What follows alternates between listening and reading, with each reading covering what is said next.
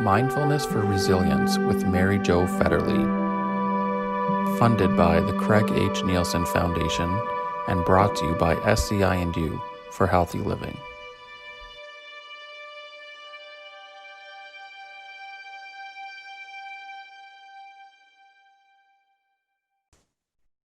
And with that kind, loving intention, I invite and welcome you all into the practice today. And it's good to see you. It's good to be here.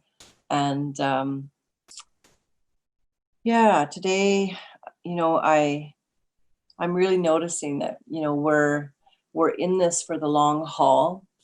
Not just ideally this mindfulness practice every Wednesday, but I think with this whole sort of change in the outer world that we're in, and the uncertainty and the places where we are really having to live in a place where. So yeah, I've been thinking about resilience a lot, and the idea that we are building resilience by doing mindfulness. And the link to that is that when the brain has more options and more choice, and it's not kind of in this narrow, very, very limited place of, I'm worried, I don't have any, I don't know what to do. How can I deal with this, and how can I do that? And when it kind of gets really narrowed into the what if and the how am I going to, we lose where am I in space, and we lose contact with our body, and we often lose contact with the breath. And so as we're kind of moving through these very different kind of landscapes, if you will, in our external world that are often uncertain, changing, sometimes quite challenging, it's really even more important to stay in a place where you can tap into that resilience. And so the resilience is built by doing mindfulness, actually, and by coming into a place where you take the brain out of that fight or flight kind of closed loop, where there's really, nowhere to go but down the rabbit hole.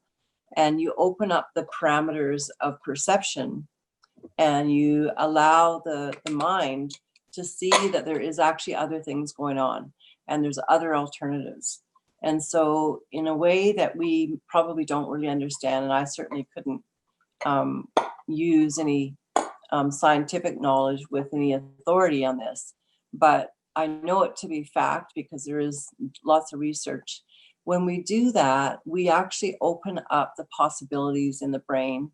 And so we start building new pathways, and we start offering the brain, instead of this closed loop of being in fight or flight or freeze, to, oh, okay, in this moment right now, actually everything's okay.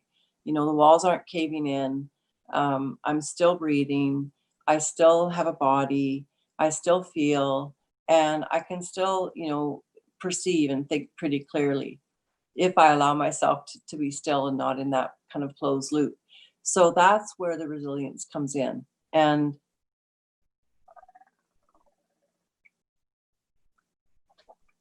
the other place that resilience is built is by practicing. So repetition and those types of things, especially for the brain, are super, super helpful and beneficial, and really make it so that this becomes more of a muscle. And the more it becomes sort of this, what's wired together, stays together, you can actually start to then tap into this place more easily each time you come back to your breath. So that's what we're working on, and that kind of that building of that resilience is how you then, in a really challenging situation, when the world comes kind of at us from all these different angles with uncertainty and even traumatic things, we can tap into that place of resilience. So more and more as we go, we're really learning how to do that. And you guys have been great at giving me feedback and helping, yourselves to really build these really resilient places in our being, so that we all have it together, and as a group together, and as a collective consciousness, That's really going to help not just you yourself, but it will help you, and it will help you to better meet the world and the changes that are out there. So having said that, we have been working in the last few weeks with the breath more and more. And we've done a couple things to tune into how to tune into the breath in your practice. So we first started with just noticing. I mean, when we very first started, we started with pausing, kind attention, curiosity, relaxation. So we know we want to relax, and that's part of the beginning of the practice. And then as you become more relaxed, then you're going to move into becoming more aware of the breath. And we first of all notice where we feel the breath. And so that may be, right away in your chest region or in your belly or wherever it is for you. And then we may notice the breath in other areas as we become more attentive. And then the next phase that we did was we started counting the breath. And so we would do that at the end of the exhale, where you count 1 on the end of the exhale, and then you breathe in and then exhale, and you count 2, and you go up to 5 or 10. So that was our next phase. Now, the last couple of weeks, I've added in 2 things. So we're going to talk about them again a little bit right now. And the first thing I added in was this orientation dial. So it's a dial that's kind of like the speedometer on your car, or you can see that big round Buddha circle behind me. It could be a round dial with 1 at the very far left end of the dial, and at the very over on the other side, the right side would be 10. And 10 is going to be when you're really lost in thought. You're anxious, you're uptight, you can't find your breath, you are dropping things all over the house, you're bumping into walls, you're reacting to the people you love in ways that are not really, appropriate for the situation. So that's when your dial's way out of whack. When your dial's down around 4.5, you're in a really good place of being aware and being really conscious, but you're also not stimulated, or you're not in reaction mode. And of course, if you're at 1, you're probably just getting ready to go to bed, or you're already asleep. So that's the orientation dial that I offered you last week. And that orientation dial is a super great place for you to kind of just tap into any time of your day, but right when you start your mindfulness, just to see where you are, because really we're looking at things with this beautiful lens of awareness and curiosity, non-judgmentally, and we're not, necessarily going to change it. We're just noticing. And what will happen is, in the noticing, the nervous system goes, okay, I'm anxious right now, and I can just notice that. And just by the sheer virtue of 97% of your awareness noticing something is 97% of the cure of that something. So that's the kind of the trajectory we've been moving on. And so the more awareness you bring to the breath, there's 2 things that can happen. First of all, you'll notice, my breath is really, not very smooth. And you might judge that, but you don't want to judge it. It's just like the little puppy, because the puppy's learning how to make the breath smooth or even, and it's not even the goal. The goal is really just to notice, and your breath will start to rhythmatize and smoothen itself out over time. So you will notice maybe also that when you notice your breathing, you might, speed up your breath, or you might, by noticing your breath, get lost in thought right away because you don't like what you notice. There's all sorts of ways it will go. And really all you're doing is just coming back to that really beautiful anchor point, which is your breath. And again, if you want to count it, you can. If you want to add the words on the inhale, calm, and on the exhale, ease, you can do that too. So we have a lot of options, basically. So let's start by allowing ourselves to kind of come into our dignified position, our seating position. And we're going to do a few shoulder rolls. So inhaling and just rolling the shoulders back and making a nice big circle with your shoulders. And allowing the arms to be relaxed, and they may drop down at your side. You may have them resting on your arm plates or your armrests, or you may want them to get more involved and roll with the shoulders, a bit of the arm movement as well. And then you can take your arms, and I love to stretch my arms back and just rest my gaze with a really soft eye, kind of at the big sky. And if you don't see the sky where you are, just allow your eyes to kind of look around, not pointed, but be really soft and open. And then bring your arms back in. And if you can bring them under your armpits, you can do that. If that's hard to do, just put them on your lap crossed, and then roll your neck and your head forward. Take a big breath in. And as you exhale, just let the navel empty that exhale right out. You can feel the back maybe moving toward the backrest, the belly nice and round. And then do that again, but keep your arms on your lap and inhale and look up and drop the shoulders down. And exhale, round the shoulders in. Let the belly be soft and move it back a bit towards the backrest as you exhale completely. And then inhale, coming back into your dignified seating position with the spine nice and tall and the shoulders relaxed away from your ears. Good. And we'll go into our mindfulness practice now. So I invite you to close your eyes and allow yourself to just relax the eyes back into their eye sockets. Allow your mouth to be soft and the tongue to broaden and float up to the roof of the mouth at the back palate.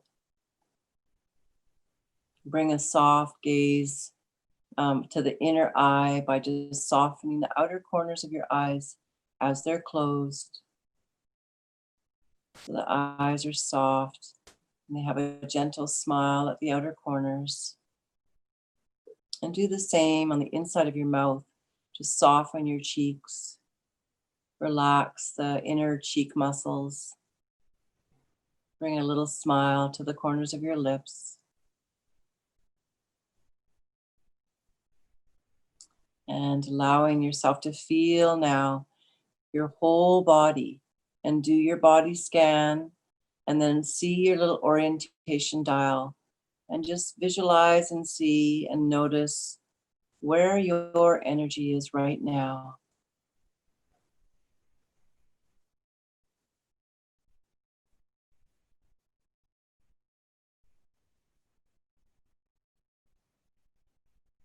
And then breathe into that. Breathe, taking 3 nice full breaths, filling your lungs, broadening your collarbones, lifting the heart.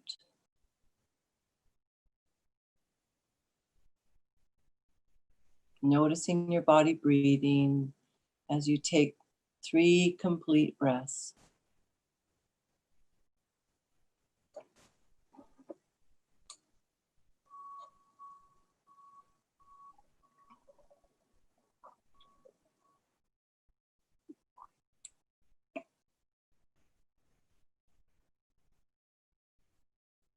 That's really good.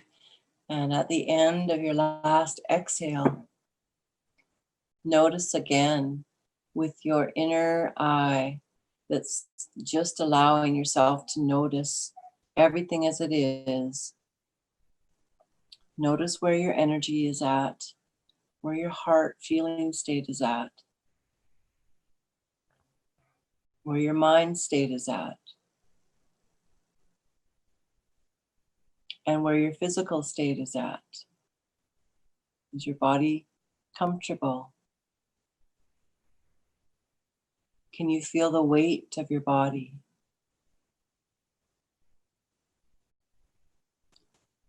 And allow yourself now to take 3 to 5 breaths, and you can count them on the exhale. And with each breath, Just allow yourself to notice really intently the movement of your breath.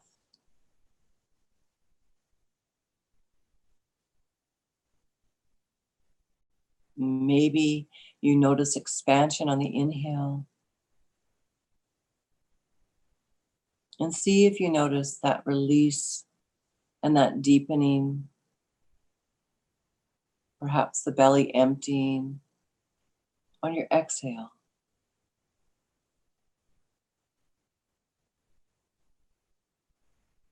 And if you lose track of your count and your mind pulls you away to some place where it's not necessarily too important, but it does it anyways, just be gentle and come back to your breath and say, not now. Yeah, I'll attend to you later. And bring your attention back to your breath.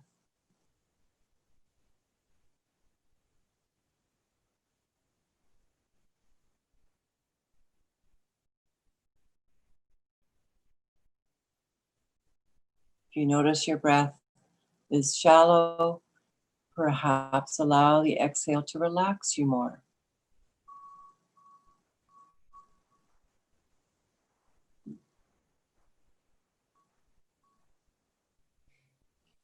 Good.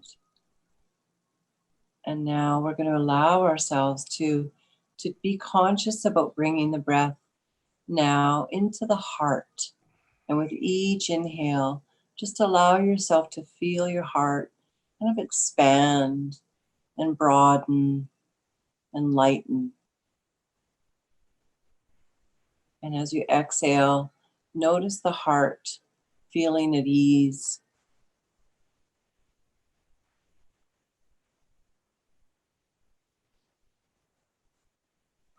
And as you continue to consciously bring breath to the heart region, also inhale into gratitude and see what that feels like when you inhale into gratitude, into the big gratitude that the heart can feel. Gratitude for all that you have and all the safety and all the things that we really feel into as kind of humble places of awareness that we're so grateful for. Our safe walls around us, the security of the chair holding you, the promise of your next breath, the possibility of dreaming, of imagining. Breathe into that, into your heart. Breathe into gratitude.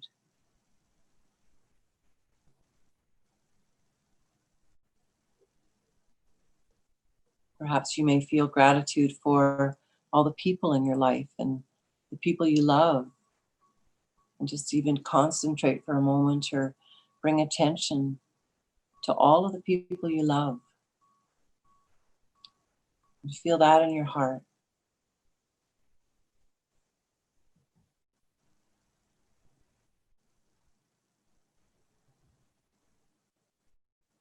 And then you could think perhaps about bringing gratitude and feeling the breath move and expand the heart with each inhale and relax the heart with each exhale. Bringing gratitude to all the places and things that you do that you love. Things that you relish.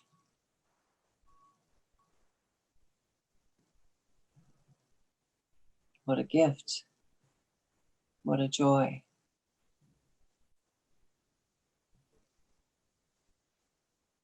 And if your mind wanders, coming back to your breath, and again feeling as you breathe into your expansive heart, that beautiful opening and broadening.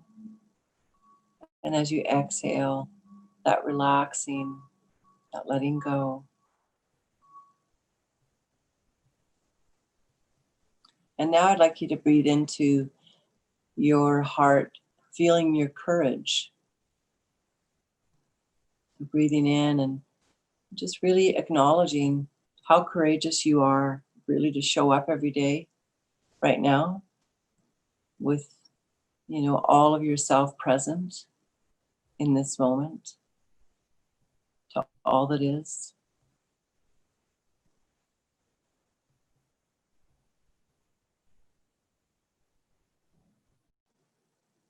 And know that your courage is really unlimited, just like all of the attributes of the heart: compassion, forgiveness, understanding. They're all attributes that the heart has transformation. And in a beautiful way, they're really unlimited.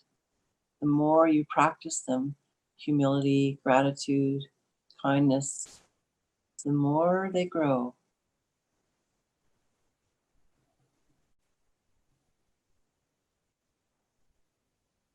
And then allowing yourself just to relax all that you're doing within the beautiful space of the heart that you've created, and feel really safe in your heart that there's all sorts of things that can happen to us, but deep in this place of your internal reservoir of resilience, really nothing can touch it.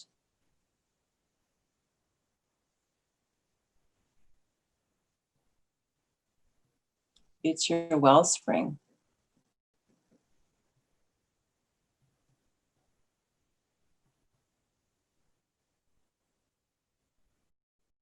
And although some people say, your first love, you're something, you may break your heart. In actuality, your heart can never be broken. Your heart is this incredible, resilient. It's an organ, but it's even more than an organ in my mind. And so as you relax into the capacity and the limitlessness of your heart, let's just notice as well where you are right now in your attitude, where you are with your body.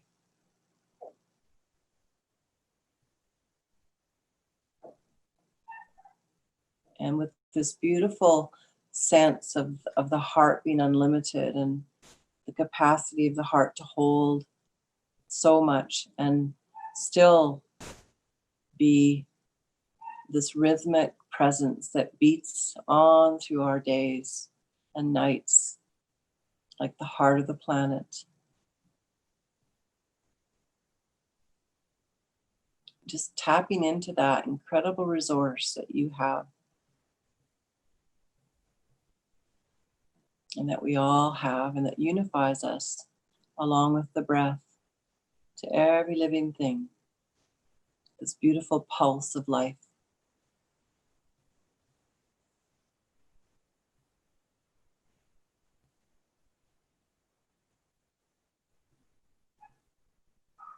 And as we continue to practice our mindfulness, the last few minutes, we're going to count to 10, using the breath again as this stable grounding rod.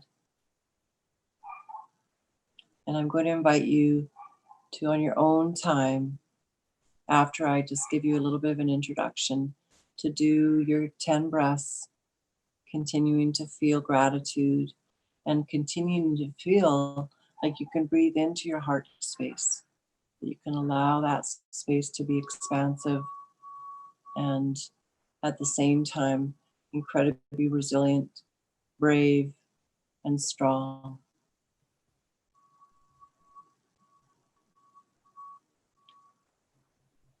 So doing your body scan for a moment and just tapping in again to the whole body. And before we begin our 10 breaths, just noticing when you breathe where you feel the breath in your body. And if you can allow yourself to feel the whole body connected when you breathe. Feel the body, the mind, and the spirit all breathing as one. And breathing in entirely into the whole body with that beautiful soft smile. And breathing out into your whole body, out through your fingertips and toes and your nasal passage. And then feeling the breath at the back of your throat, and just tapping into that beautiful space between your mind and your heart, where you notice the breath at the back of your throat. And this really significant place where the heart-mind connects.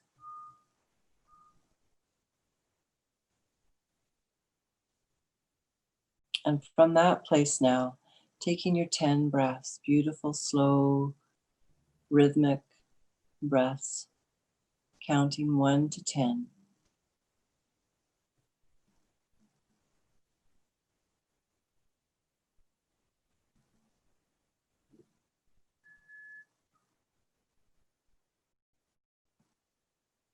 Expanding the heart on your inhale, relaxing your body on your exhale, expanding into gratitude on your inhale, relaxing into stability and calm on your exhale.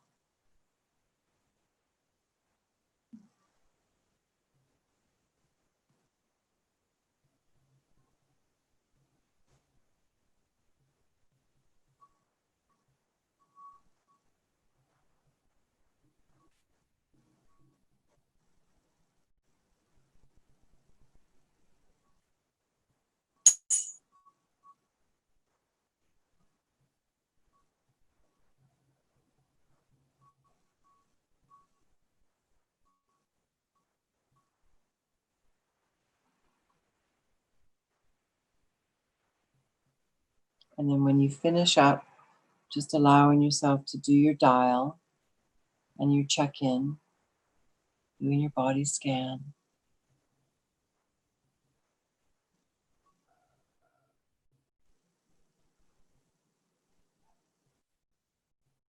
Staying with all of your senses, sight, hearing, taste, touch, and smell. Noticing the light behind your closed eyes, the sounds, remembering where you are in the room.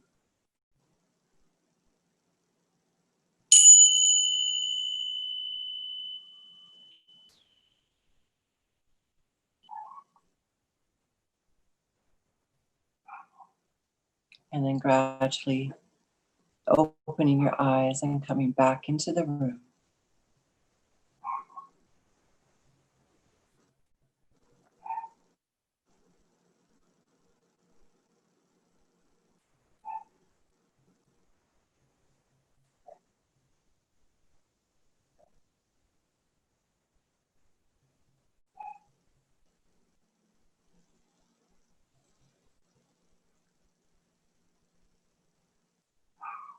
As you're coming back, I was reminded in my practice yesterday about the Heart Mind Institute out of California. And they've been around for about 10 years. And they're a fabulous organization, and they do a lot of research about the heart. And particularly, they call it the heart mind because there's more and more research that's saying we actually have 3 brains. We have this brain, and we have the gut brain, and then we also have the heart brain. Delyn. Well, you're good and relaxed. That's great, Delyn.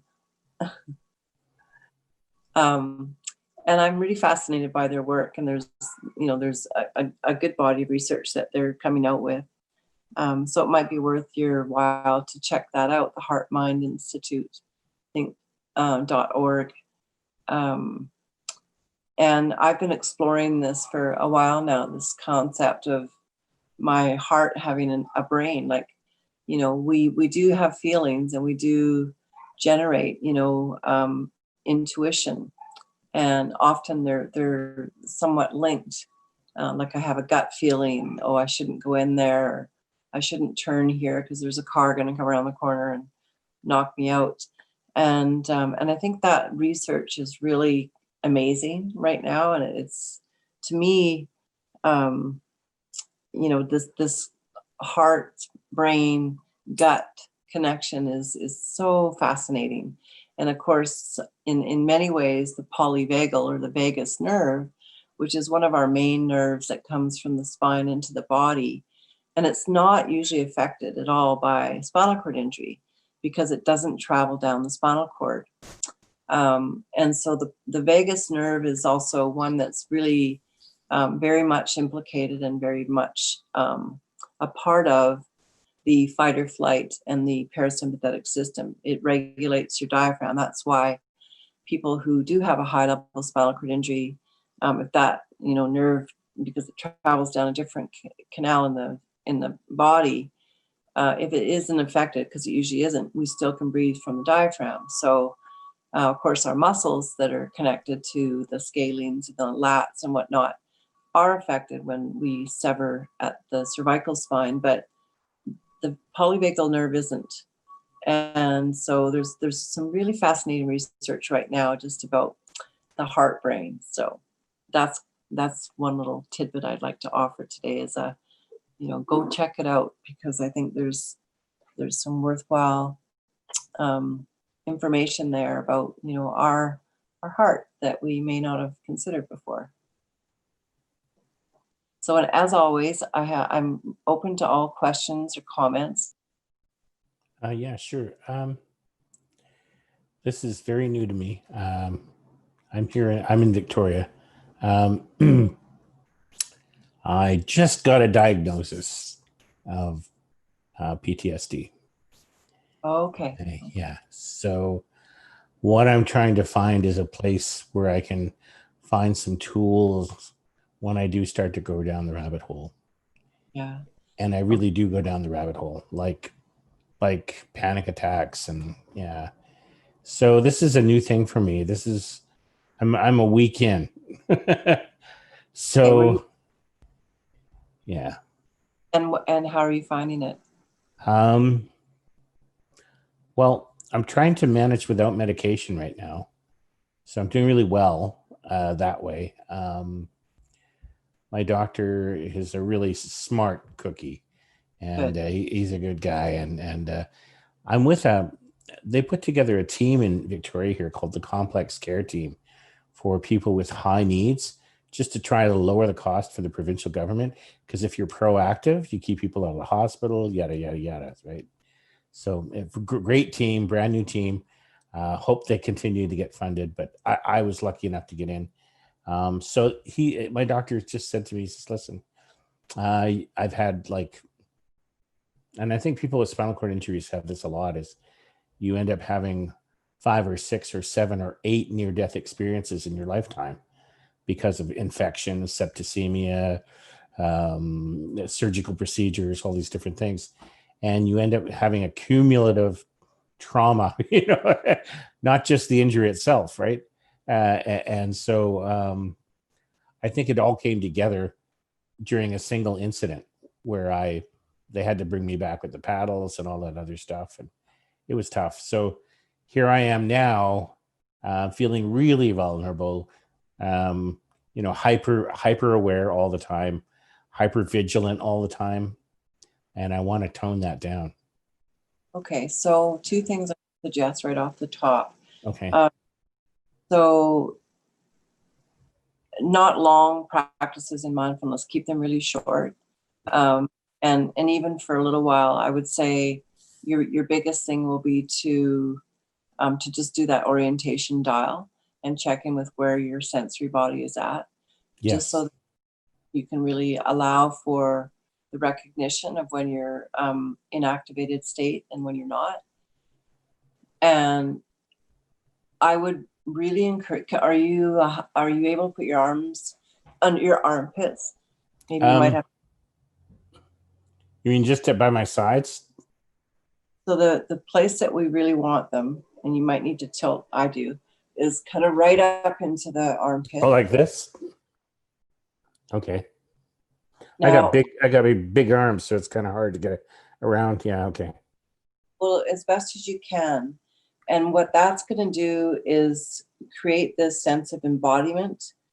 Because when we get into PTSD or fight or flight, that the words, if you think of it, fight, flight, or freeze, we're all trying to get out of the body, because right in our mind, the body's not a safe place to be. But of course, that's where we live. So we need to reassure the body and the mind that the body's okay to be here. So I think that would be your first piece, is to get into this place where you reorientate back into just being okay with being in your body. And there's a couple other, that's one of the quickest ways to do that, to get there. Okay.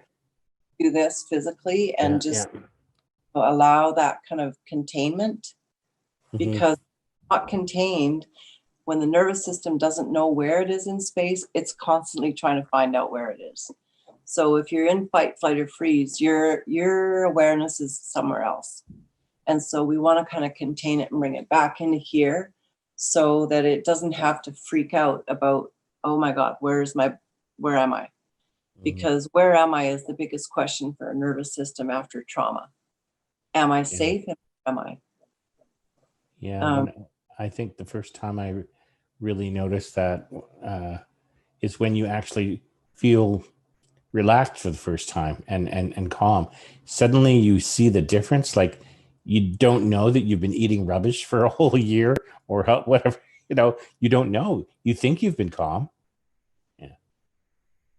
So, and then go online and look up Tara Brach on YouTube. And she's got some really, really great decompression kind of meditations for PTSD. And also Tara Brach. Tara Brach. Okay. I've got put up into the resources a while back, but okay, I'll look it up.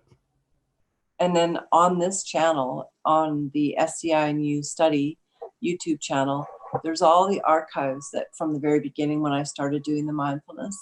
And some of those you might find useful to go back to the beginning, because where we're at right now is a bit harder to do breathing when you're really anxious and when you're in a hyper PTSD state. So I would just caution you from that a little bit, and go more into a loving kindness meta practice, just until we get the PTSD stabilized.